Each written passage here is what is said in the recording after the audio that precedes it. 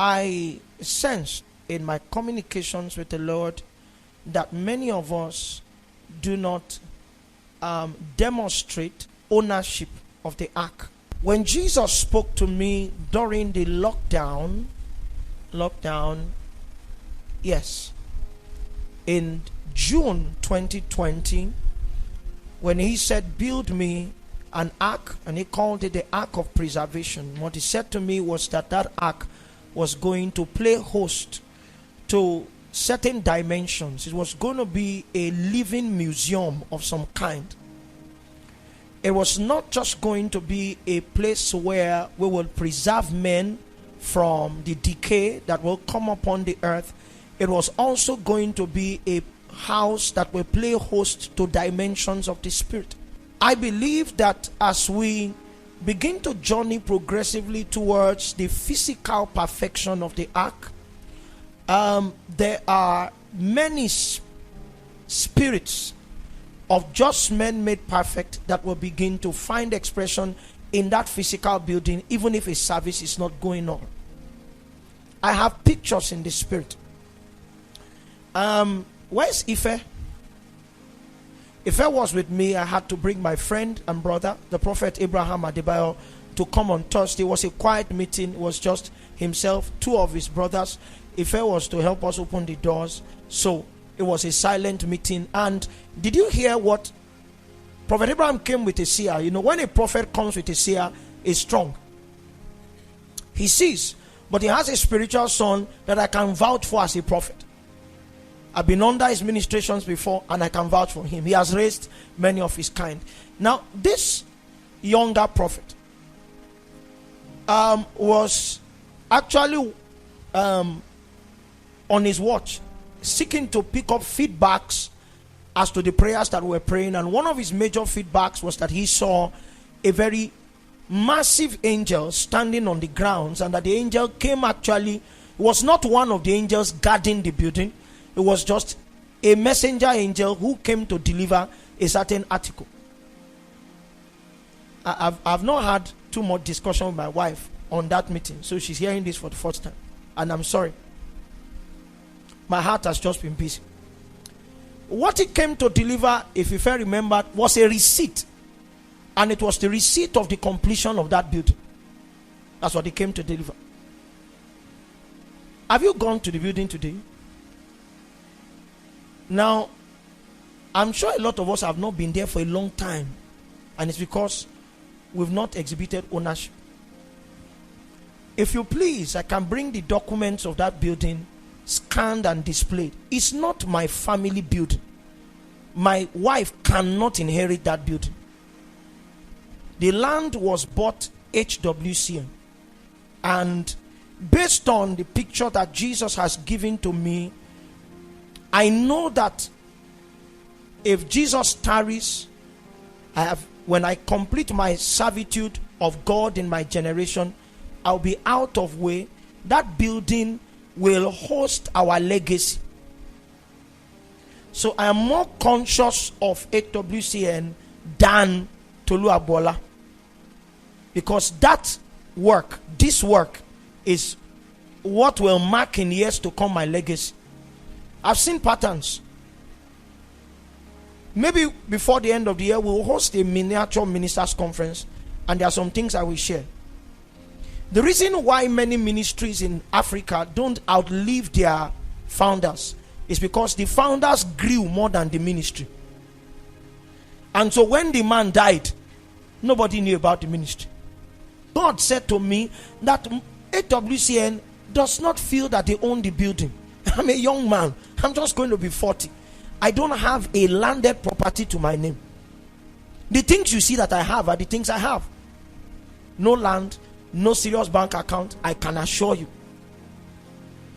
If there's any extra in my account, it moves. If you talk to the finance team, they will tell you that every day I give into that building, every day. So if there's any little thing that my family is not using, I move it, and I can't pull it back. I'm doing that because I am also HWCN. All the building documents, the building plans are stamped in HWCN. So My son doesn't have any article of inheritance right now.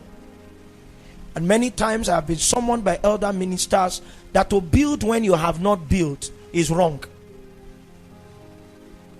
You are a young man. There are signs that ministry is thriving. Buy a car. Because I've never bought one. All the ones I've been driving were gifts. Build a house. Buy land. Save money. Live big a little. But God said he wants a building. So I want us to begin to exhibit ownership. Ownership will make you pray. It's our thing. Ownership will make you give. Ownership will make you use your positions of favor to speak to people who can give. Are you with me?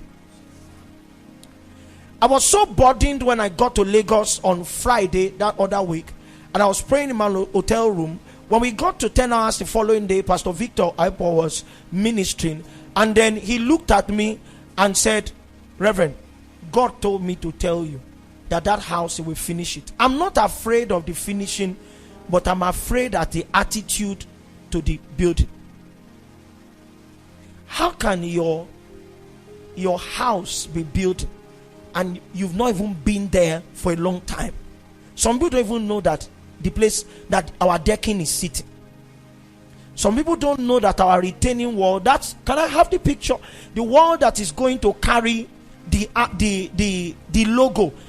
Some people don't know that it's even half casted. Some people don't even know that the blocks for the upper floor are all on ground, and that most of the upper floor walls, about 2/5 of the upper floor walls, are standing right now. You can't be an onlooker.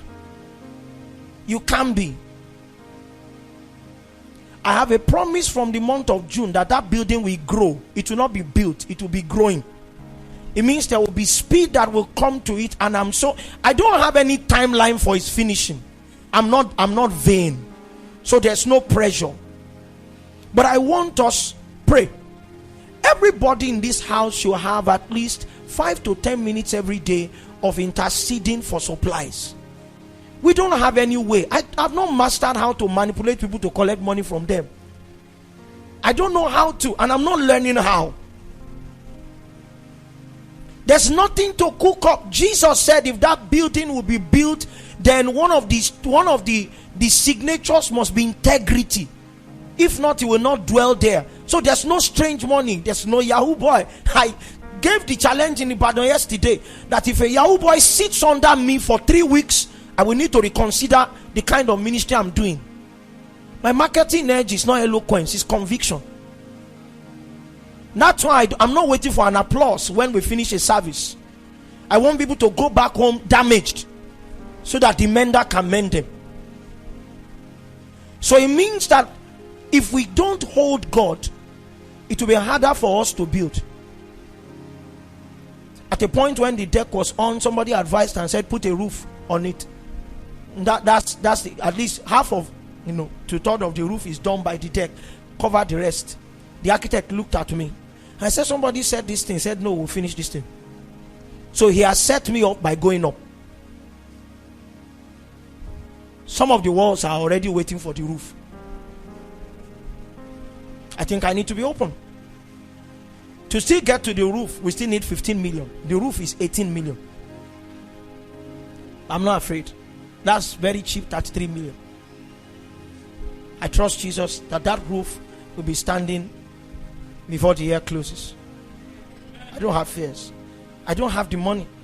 I'm not sure you have to. But Jesus has planned it. We have a receipt for the building already. We have received it in our spirit. So do your part. Pray. Fast. Like it's your building. It's not only my heritage. So how many you sing in the choir? And because you sing in the choir, there is a dimension of the spirit that your song is supposed to bring. So it means that you are as much a stakeholder as I am in that building. So pray, fast, give. Use your postures of favor to speak to people. It's a selfless thing. Me and Jesus have settled what will happen after that building. And if you want to have a picture, look at Makoti. We don't build to be comfortable. We build and then we shoot for the next level of labor. That's what we do. Some of you will be the pastors in that building, because the completion of that building will be the closure of a phase of my work. I speak in parables.